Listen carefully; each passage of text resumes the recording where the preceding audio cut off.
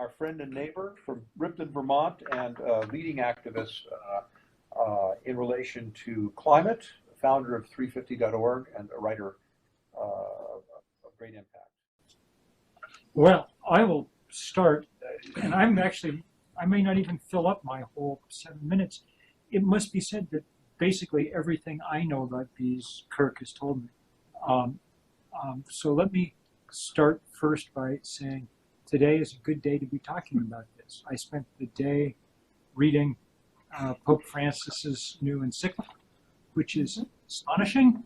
At one point he says, I would like to enter into a dialogue with all people, but the good functioning of ecosystems also requires fungi, algae, worms, and insects.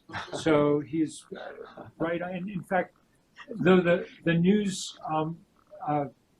about the encyclical will be about climate change, vast portions of it are given over to descriptions of biodiversity and to worries about biodiversity and in very stark and powerful language, and his description of the world that we're leaving behind as a pile of filth and as a place of desolation.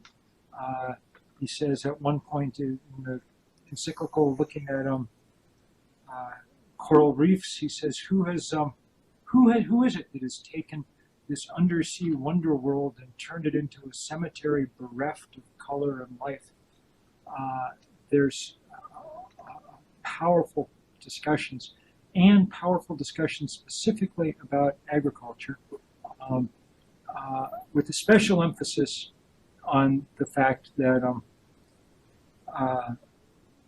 trends in agriculture around the world are ruinous not only for much of the life of the planet, but for life of particularly of poor people on the planet who are seeing their ability to sustain smallholding farms destroyed. And his discussion of genetically modified crops is particularly interesting in that regard. He says, and I'm prone to really like this because it's something I've basically said for years, he said, who knows whether or not eating this stuff is good for you or not, but it's very clear that its spread tends to lead to the concentration of farms in ever larger hands and make it harder and harder for people to continue the dignified life of farmers around the world, which I think actually ties into some of these questions about bees and about climate and about resiliency in general.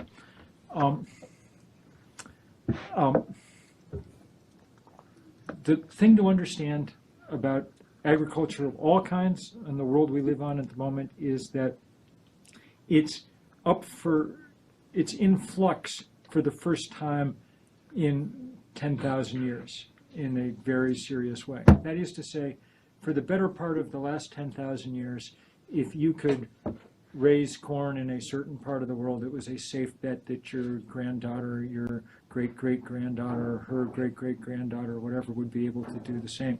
The Holocene featured benign and stable temperatures, and as a result, everything that we grow is, just like us, a product of that world.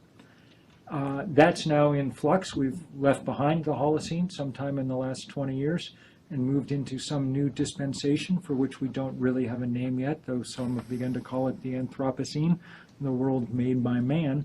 And one of the features of that world is vast variations in much larger variations in the extremes of heat and of precipitation, the sort of basic variables with which all farmers have always had to work. How much sunlight, how much water are pretty basic inputs into your, well, we have every reason to think that this is going to be very damaging in general. We already see the data seems to indicate that we're seeing yields of food around the world grow much more slowly already than they would have absent changes in climate, and the anticipation is that with the next degree or so, we may begin to see absolute declines in yields of the world's main crops, which if it happens will obviously be devastating politically, socially, and medically, and every other way.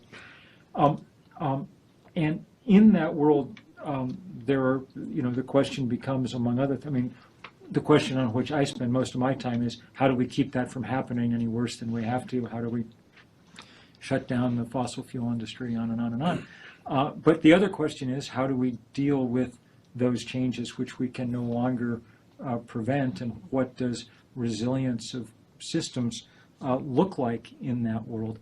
And bees, of course, offer a particularly interesting way to think about all these things. In the time that I spent out with Kirk in the bee yards, one of the things I came to understand was that bees, in this sort of very odd and fairly unique relationship with human beings, a sort of wild animal that nonetheless, voluntarily returns to the barn, as it were, several times a day, that bees serve as a kind of roving indicator of the health of everything.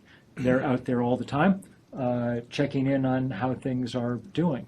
And it's, though we don't know all the reasons for the ongoing collapse of bee numbers and hive numbers and things, it's obviously not a good sign. There are probably many things going wrong, and probably one of them has to do with big shifts in climate. The year I wrote the book about Kirk was the year that we had by far the earliest, it was the hottest year in American history, 2012, and we had an absurdly hot and early spring. I don't know if you remember, Kirk, but we were out in like March 12th or something in, shorts and T-shirts out, and there were plants in bloom and things. I mean, literally a month ahead of when things should have been going on. These kind of changes are emblematic of what people are dealing with in every country in the world, in every crop, in every system. And it is heartbreaking to listen to especially poor peasant farmers whose ability to be resilient, if they lose, if they plant and then completely unheard of unseasonal rains wipe out the crop, have no ability to plant again, or if they do, it requires borrowing money from the money lender at ruinous rates that probably cost them their farm the next year, and so on and so forth. These stories become now just so legion that it's almost impossible. If there is good news, it's that farmers like Kirk are figuring out some of the ways to work with the natural world in order to produce not I think more yield necessarily, which was always the for a long time the goal of a lot of our cutting edge agriculturalists, but to produce more durability, more resilience. And some of the ways and things that Kirk has done in the world of bees are fascinating. And I think they underline the basic dictum that agriculture, like several other systems, are going to be working under for the foreseeable future, which is that a lot of the old kind of ideas and words about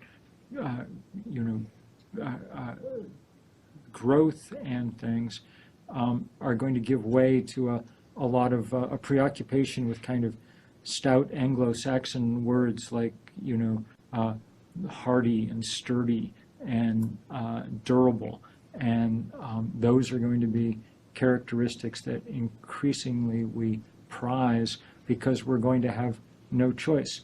The world is going to be a very difficult place to live. Just to end, the other news of today was that NOAA, the National Oceanic and Atmospheric Administration, released May's temperature data for this year. It was by far the warmest May ever recorded on the planet.